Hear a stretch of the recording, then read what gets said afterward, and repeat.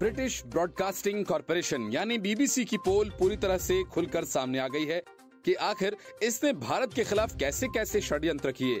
BJP ने जिस अंदाज और तेवर में बीबीसी के खिलाफ मोर्चा खोला है, माना जा रहा है कि जिस तरह इंदिरा गांधी ने बीबीसी पर बैन लगाया था, वह मौका फिर आ गया है जब उसे भारत में बैन किया जा सके।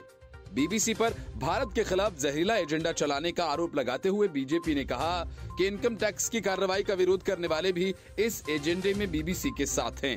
बीजेपी के राष्ट्रीय प्रवक्ता गौरव भाटिया ने दिल्ली और मुंबई स्थित बीबीसी दफ्तरों पर इनकम टैक्स के सर्वे के बाद एक प्रेस कॉन्फ्रेंस में बीबीसी के काले इतिहास के कई उदाहरण गिनवाए।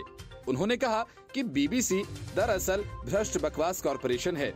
उन्होंने कांग्रेस एवं विपक्षी दलों पर निशाना साधने के क्रम में बीबीसी को खुलकर भारत विरोधी करार दिया।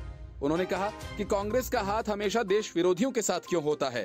अगर एक कानूनी संस्था अपना काम कर रही है और अभी कार्रवाई पूरी भी नहीं हुई है, किस आधार पर कांग्रेस और तमाम विपक्षी दल जो भी देश विरोधी ताकत है उसके साथ खड़े हो जाते हैं? आपका चरित्र ऐसा क्यों बन गया है?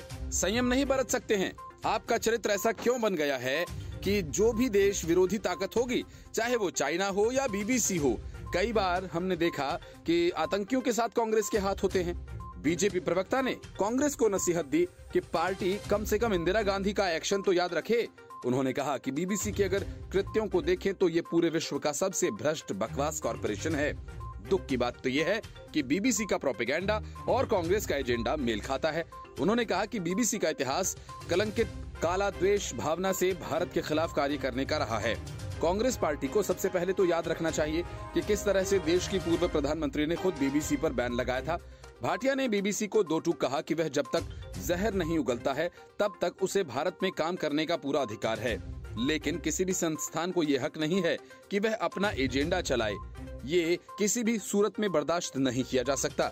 उन्होंने कहा कि कोई भी एजेंसी हो, मीडिया से जुड़ी हो, कंपनी हो, अगर भारत में काम कर रही है तो उसे भारत के कानून को मानना होगा, लेकिन किस तरह पत्रकारिता की आड़ में एजेंडे को आगे बढ़ाया जाता है वो आपके सामने रख रहा हूँ। बीजेपी प्रवक्ता ने कहा कि बीबीसी ने अपने एक प्रोग्राम में हमारे देश के खिलाफ जहर उगला। प्रोग्राम प्रेजेंटर ने कश्मीरी आतंकी को करिश्माई युवा उग्रवादी बताकर उसका महिमा मंडन किया। एक आतंकवादी जो भारत की अखंडता को चुनौती देना चाहता है, उसको बीबीसी ने करिश्माई बताया। ये किस तरह की रिपोर्टिंग है? उन्होंने कहा कि आप भारत में काम करते हैं और भारत के संविधान को ही तार तार करते हैं, भारत की अखंडता को चोट पहुंचाने का प्रयास करते हैं। इसी तरह से पूरे विश्व में भारत अपनी संस्कृति, अपनी विविधता के लिए जाना जाता है। यहाँ क्या त्योहार हैं, क्या भाव हैं, ये बिना जाने बीबीसी ने कहा होली बहुत गंदा त्योहार है। Report news of India.